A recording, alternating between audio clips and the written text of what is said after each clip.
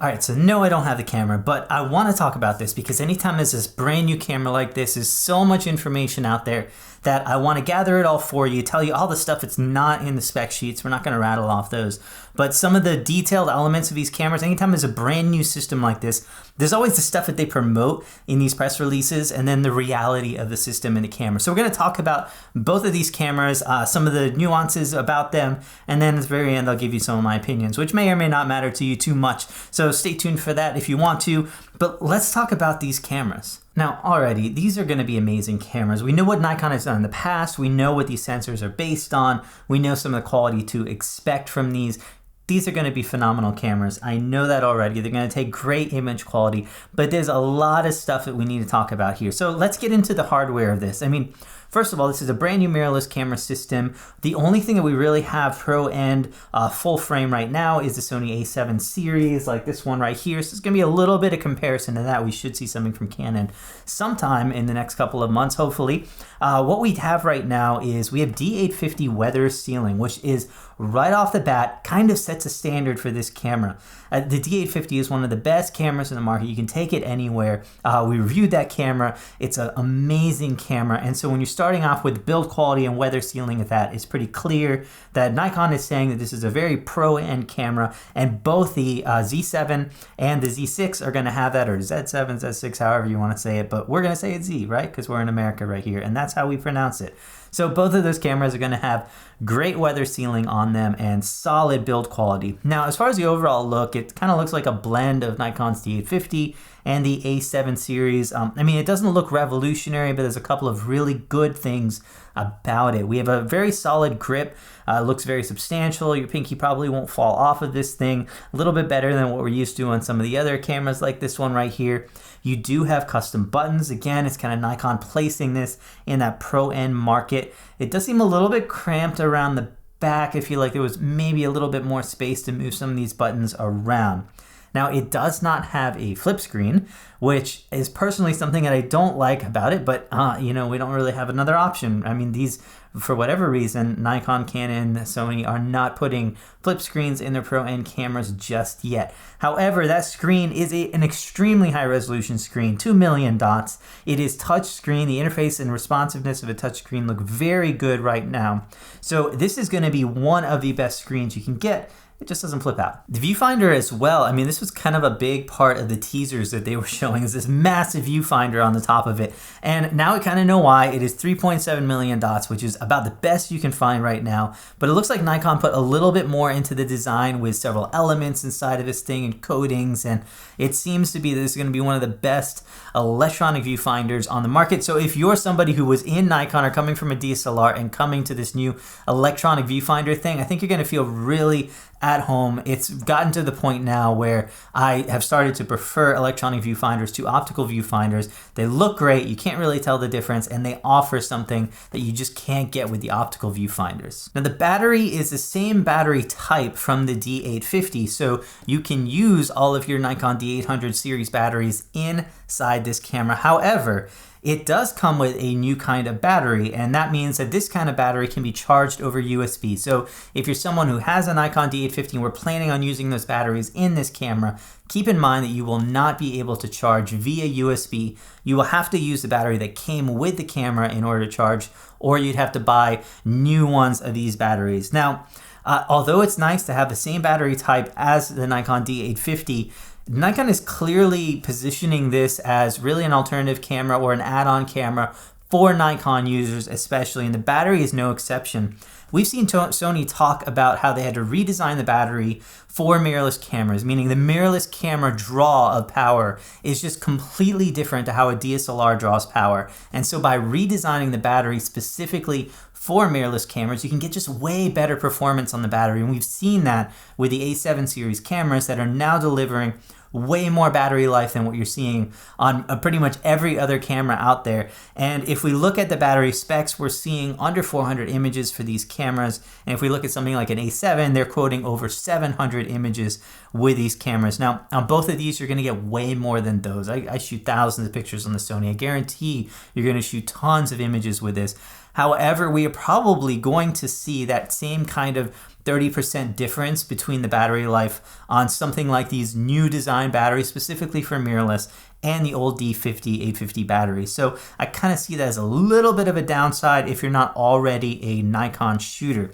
However, Nikon is really gearing this camera up for Nikon shooters. So most of you are probably not going to care, because if you're interested in this, you probably already have a Nikon camera right now. Now, the good thing is a battery grip with 2 battery slots is coming. It's not here yet. A couple things that are coming that are not here yet, but we'll take those and see how this camera progresses in 2019. You do have a top screen, which is really nice. I don't personally use it that much, but it's great to have them. It kind of looks like the Fuji H1, but yeah, I like them. I'm good with it. Now, the first major gripe I have with the hardware is going to be the card slot. You are going to have one card slot, and it is QXD. And I know I'm not the first person that's going to rant about this, and you're going to hear about it. I've lost a card once. I don't often lose cards, but if you are anywhere close to a professional end shooter, 2 card slots should be almost mandatory, because they allow you to do things that one doesn't. So for example, after a very important shoot, I will take one card out, keep it separate, keep the other card in my camera. And that way, if I ever have an issue with one card, or I lose, or the camera gets stolen or something like that after that important moment, I still have those pictures on a second card. It's not just about a card failure, or when you're backing up these cards to your computer and your computer dies or something like that mid-shoot, you could have a corrupt several pictures or a corrupt card entirely. And so there are just reasons to do that. I also use it for overflow or for card storage. So for example, there's 2 cards in this camera because I don't know where I'm going to be in card space wise as I finish this video. Hopefully not too long, but if I need it, there's another card in there as a backup, or I never have to worry about bringing a pouch of extra cards, because 2 128 cards in my camera will hold more than I can shoot ever in an entire day. So it's nice to have. I think it's mandatory. For me, this is a huge miss for Nikon. It kind of clearly signals to me who they're saying this camera is for. This is for Nikon shooters, I think, that are looking to differentiate. They're definitely differentiating this camera from their DSLRs. So their DSLRs are their pro shooter models. And then this is kind of your B camera, your separate camera, your camera you take when you're just going out to shoot casually and you want something smaller or lighter. It seems to be that they're positioning these separate, because honestly, the D500, 2 card slots, D750, 2 card slots. Every camera from the D500, which is cheaper than both of these cameras, on up, has dual card slots. So we know that this is something that Nikon believes in. And now it's QXD or XQD. That means that it's going to be very high speed. The cards are a little bit more expensive. I mean, you're talking about $230 for a 128 gig card. I do find it really interesting, and in a camera that kind of pegging as this second body carry around, that's not the one that they use UHS2 cards. Instead, they use XQD cards, a card that is much more specific to Nikon shooters right now. And again, it kind of signals that they are posing this camera as a Nikon shooter experience. Now, it will take CF Express when that does hit the market, so maybe that does signal a little bit more broad adoption on that, but I can't get over the single card slot, and I do find it interesting that they went with an XQD. So let's talk about the main things. I mean, the sensor on these, it's a 45 megapixel sensor on the Z7 and a 24 megapixel sensor on the Z6, which you probably know about right now. Now, the Z7 does have no optical low pass filter, so you're going to get a little bit more detail in those images, and most of these high resolution cameras do not have that low pass filter on them, so that makes them great for landscapes. However, if you're shooting something like portraits where you might get more air, something like that in your clothing, you might want to lean a little bit more to something like the Z6, which does have the optical low pass filter in it. Again, it's not that big of a deal in a camera like that to have it, because they're just not as high resolution. You don't need that kind of detail. So keep that in mind. We're going to have a little bit of a difference there on that. Frames per second. This is kind of important because it's completely radical what they're doing right here. Okay, on paper, it looks like one thing, and then in reality, it looks like another. And this is not exclusive to Nikon or anything. We see this with pretty much every camera on here, but pay attention to this if you are considering this camera. 12 frames per second on the Z6. That's a number you're going to see a lot of. Keep in mind that's 12-bit RAW only. If you want to shoot 14-bit RAW, it is going to reduce that from 12 frames per second to 9 frames per second. On the Z7, you're going to see 9 frames per second. Again, that's 12-bit RAW. Making that 14-bit RAW is going to drop it down to 8 frames per second. Also, let's talk about this buffer. You are only going to get 2.5 seconds shooting at that 9 frames per second on the Z7 and 2.5 seconds of shooting on the Z7. So not a lot of shooting there. You're talking like 20, 22 frames or something like that, ridiculous. So not a lot of frames are going to be captured on this. That's going to be one quick moment that goes by really quickly. This is not a sports camera. I mean, this is kind of worse than the Nikon D810, which shot like 28 pictures, I think, on the RAW on that one at 14-bit RAW. The D850 shoots over 50 before filling up the buffer. So you're talking about some really incredibly low. And if you're shooting 14-bit RAW at 8 frames per second, you are going to get 18 shots, and that is it on the Z7 before you start filling up that buffer. I'm not sure how it's going to clear.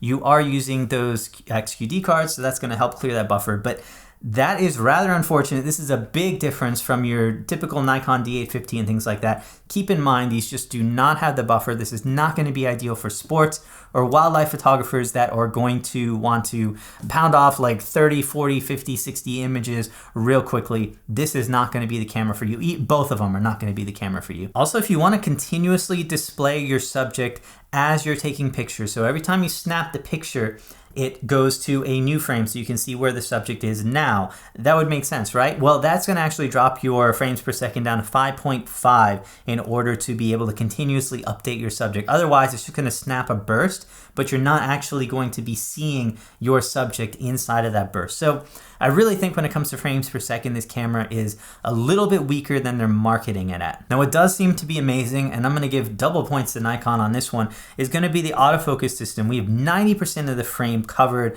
with 493 points on the Z7 and 273 points on the Z6. This coming from a camera manufacturer that has never done on-sensor phase detection ever, and it looks like their first iteration of this is going to be nothing short of amazing. Not quite, maybe it doesn't have like eye autofocus and some of the other features that we've seen from Sony. However, this was one of the biggest hurdles for them. I'm surprised we didn't see any kind of phase detection in the Nikon D850. I hope we see that in DSLRs in the future, but it looks like this is going to be a very solid autofocus system. Now, something that's always weak on mirrorless cameras, and it looks like this might not be an exception to that rule, is going to be autofocus in low light.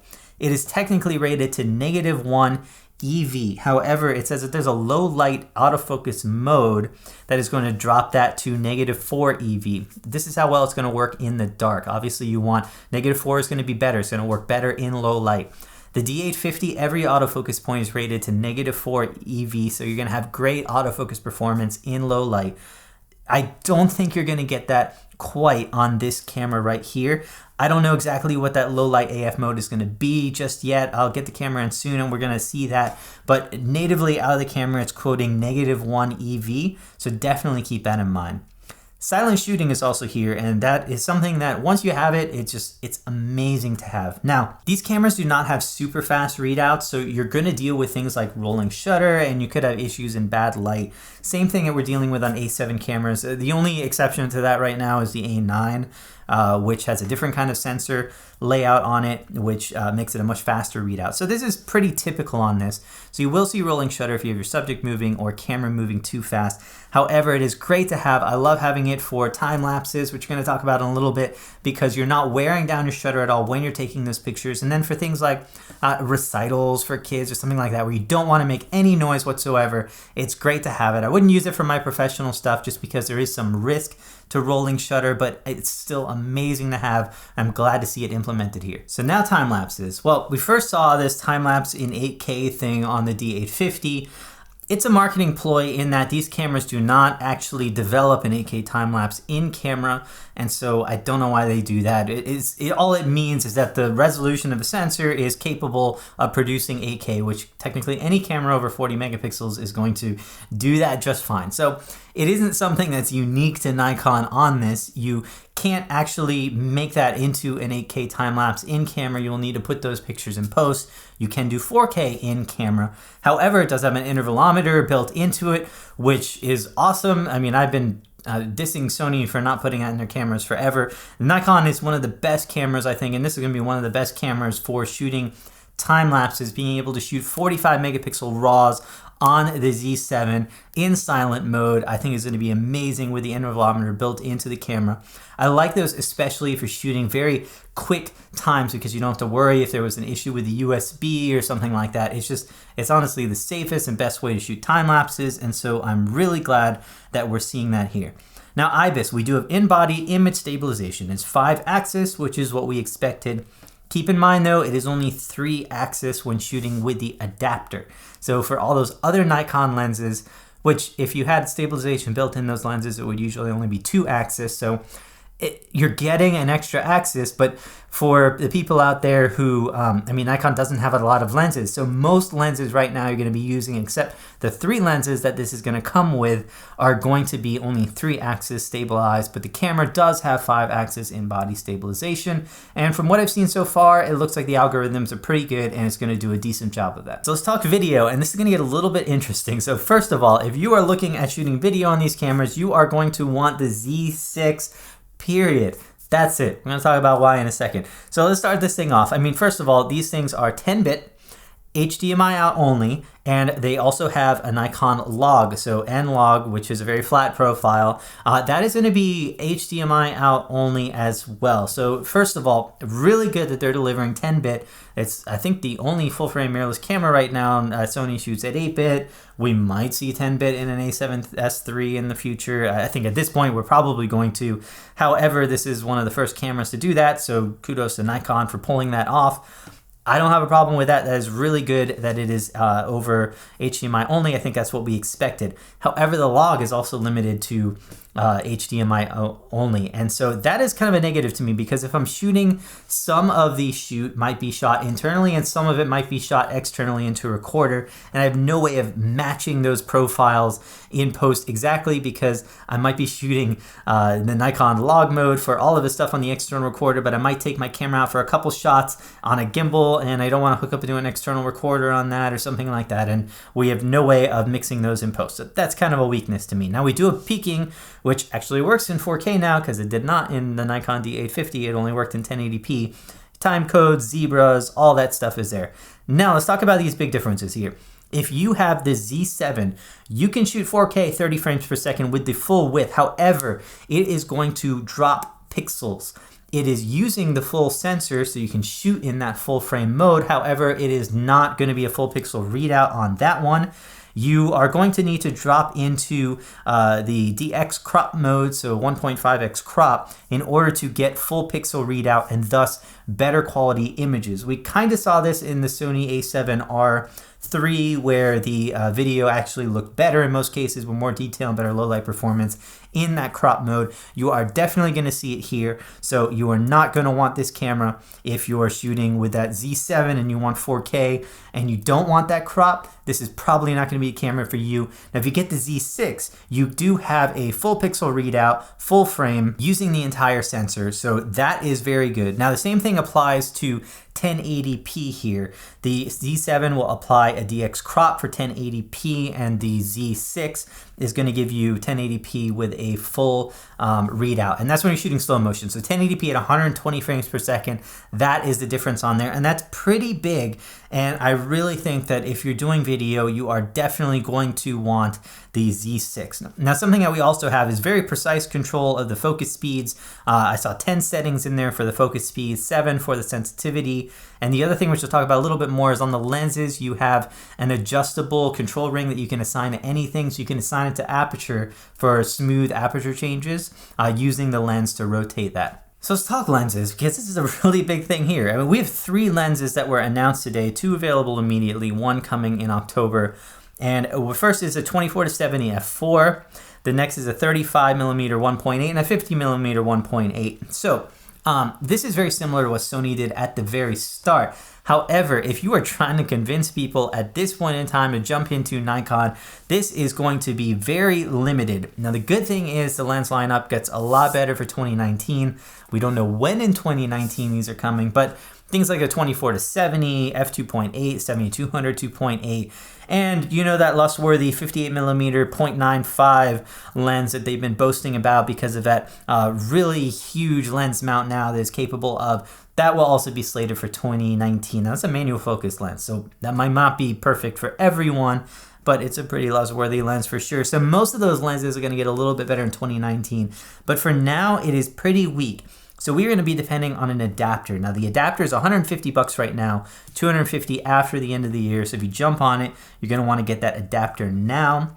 And because that adapter was designed for Nikon by Nikon, I really expect the performance of that to be much better than what we're getting with like Sony's using Metabones adapters and Sigma adapters. I really think that this is going to be a very solid adapter performance, and you're going to get very similar autofocus performance. Now again, you're only going to get 3-axis image stabilization. It's going to add some length to the lenses. It's going to add some weight.